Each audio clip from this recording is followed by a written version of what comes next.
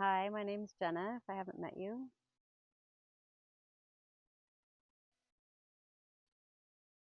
Maybe I have not met any of you.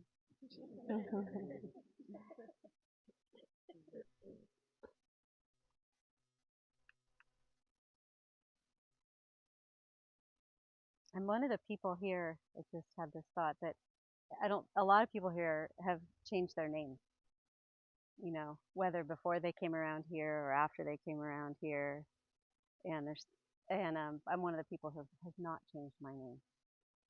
And it came up recently. People were talking about it in a room, and there was just a few of us. This one wants to listen.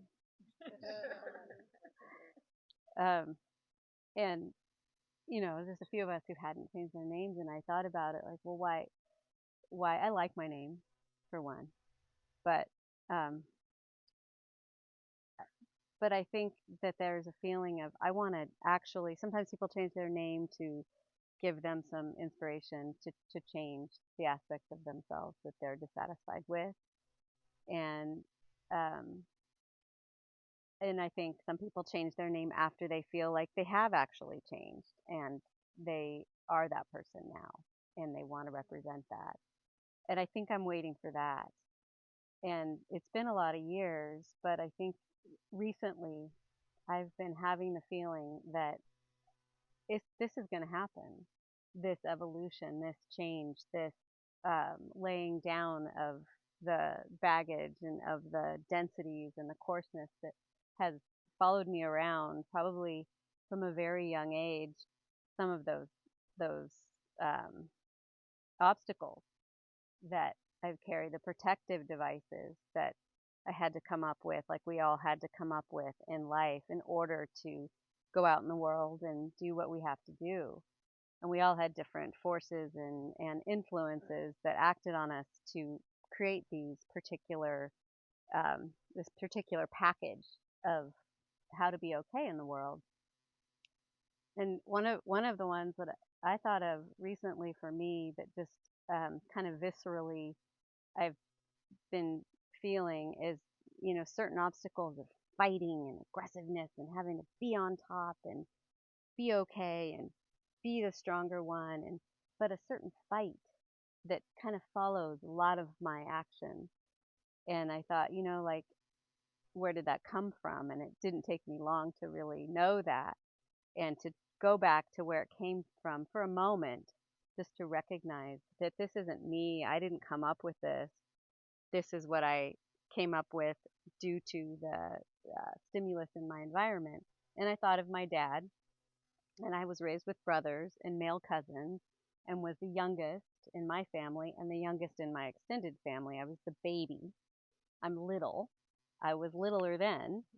And, you know, and I think my actual nature when I was born and when I was young was pretty feminine, pretty gentle, pretty like, I ran like a girl, I threw like a girl, those kinds of things. I wasn't physically aggressive. But as I grew up, I had a mouth and I had words at my disposal to some degree. And and I knew how to use them. And my dad was a little bit of a bully, and he bullied my brother, but he didn't bully me so much. But I watched him bully my brother verbally and kind of get him to cow down to him. And it made me so mad. And he tried to do it to me once. I used to cry at the anything, not physical so much, but like if someone wasn't happy with me or I disappointed my parents or something, I would just cry. If my dad said Jennifer, because that was my given name, and Jenna also, I would just lose it. So I was prone to that, sensitive. But my dad at this one point when I was probably 10 or 11, he did this bullying act with me. I won't go into details. And he would ask this question, "Isn't that right?" And you had to admit something that you didn't believe. I didn't believe. And my brother would always do it. And so at this moment, I was just like, fuck that. I'm not doing it. So I wanted to cry. So I was just like sucking on my cheek. I don't know if you know that experience, but if you're about to cry like that. And I was just like, no, it isn't right. And I basically stood up to him. And he never did that again. But then I also didn't cry for a lot of years. I just shut that down because I needed to shut it down. So this all sounds very psychological, and there is a psychological aspect to this work because you're dealing with the personality. You know, you are dealing with that as one aspect of seeing yourself as you are. And it's a nice sound, really. I do like you.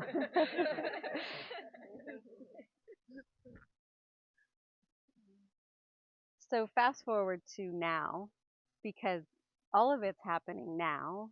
All of these obstacles, all of these protective devices come up in the moments of life. And so you don't have to go back and psychoanalyze the past, but it is here now. And it's good to kind of see where it came from and then see, but what's it doing here now? You know, do I need this now? And I feel like I've been going through that process for a lot of years, but more recently, it's become more and more clear to me, you know, where things like pride and being on top and being right and where those fit in now on a journey back home, on a journey back to discovering the truth within me, you know, while looking to the sky for my anthem. I just kind of clicked into that part of the song, you know, because that is what is, I feel like I'm on that journey of looking into what's my truth, what's in me, who am I? And I think it has taken tools, it has taken peers, it takes a master, a person with no need, only wanting to pass on what helped him let go of the densities of personality and allow the innate goodness that's inside to come through and to become a servant of of humanity and of the world is taken a whole package of external and internal adventures, of travel, of learning about the world, of um, climbing in a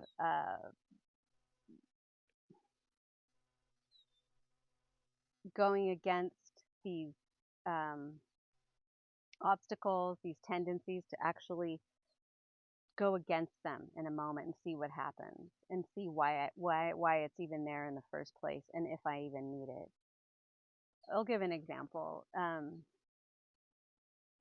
One that happened just yesterday. A friend of mine, we were talking about travel. We were trying to make a decision about a ticket, an airline ticket, and I typically avoid doing logistical things like that, and he typically loves to do those things. So he knew how many seats were left on the plane, and you know if we needed to book it now, how much it was, if it was going to go up, his assessment of that. He knew all the details of it. And I asked him, okay, so well, how's that flight looking? And you know, because I don't want to do it. And he told me the information, and he said, well, what do you want to do? And I had this prideful feeling like, don't ask me what I want to do. You tell me what you want to do. Don't put me in that position like I'm learning from you. I'm acting it out a little. It was a tiny, subtle feeling, but a little feeling of, I don't want to be here in relation to this person in this moment. Like, because he was saying, well, why don't you do the research and then you tell me what you think?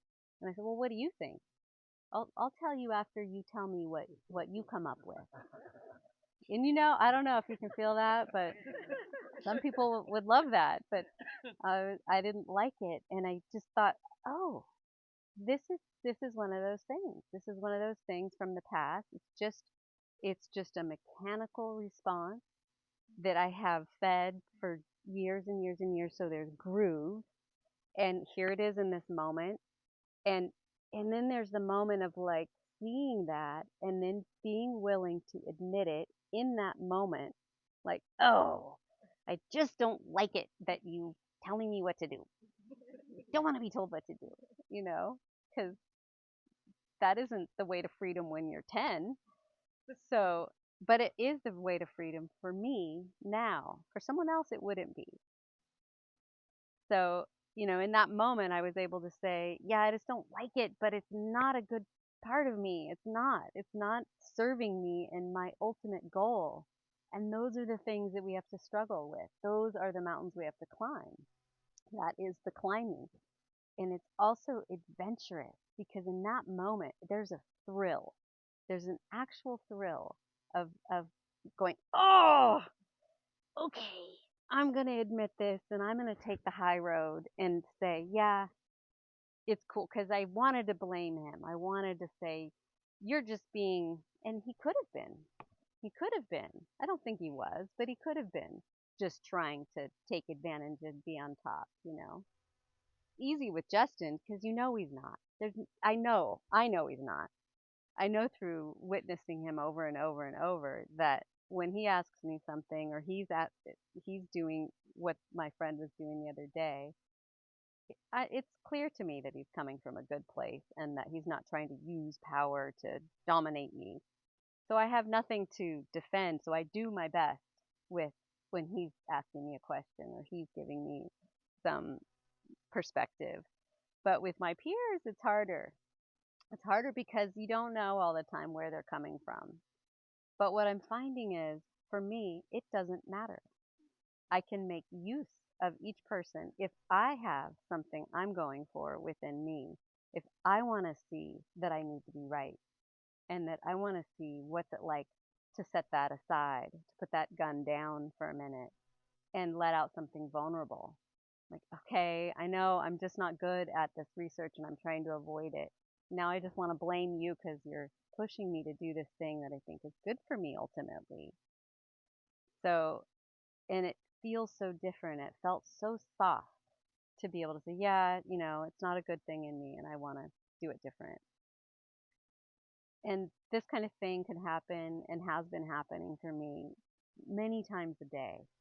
And that leads to a feeling for me that is just um, so alive, so thrilling, to feel like any moment something can come along that I could make use of. Because when you're full of obstacles, you have a lot of material to work with.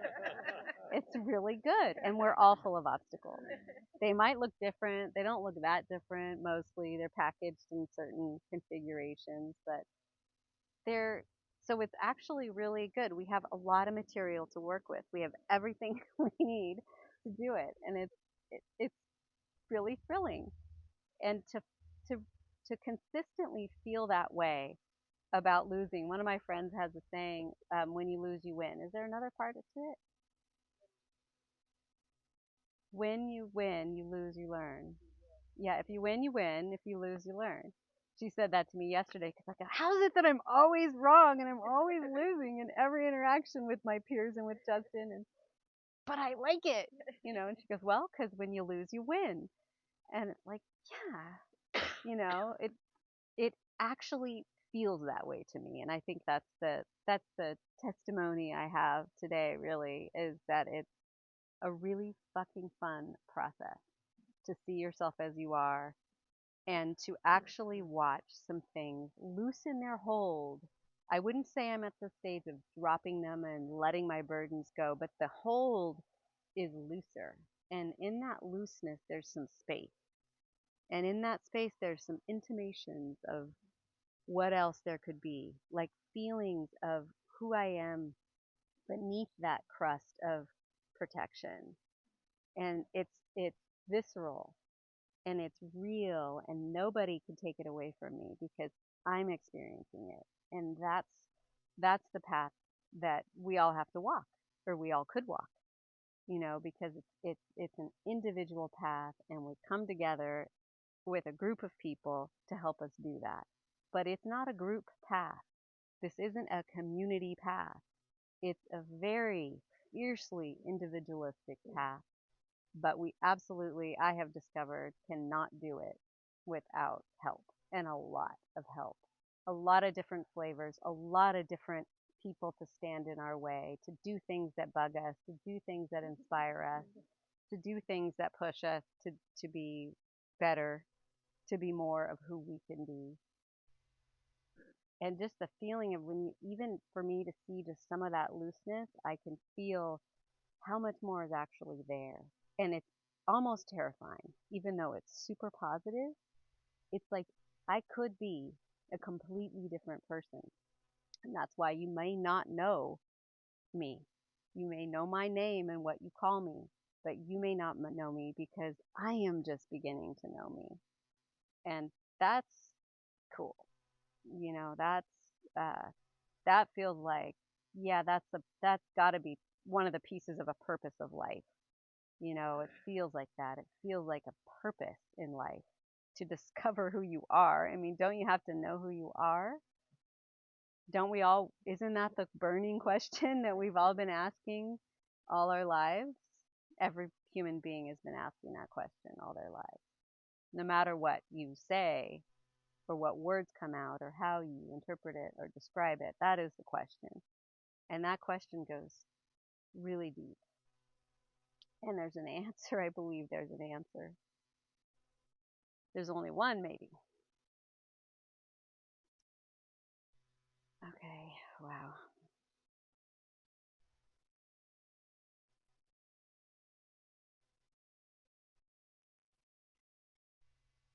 I think that's all I have to say today.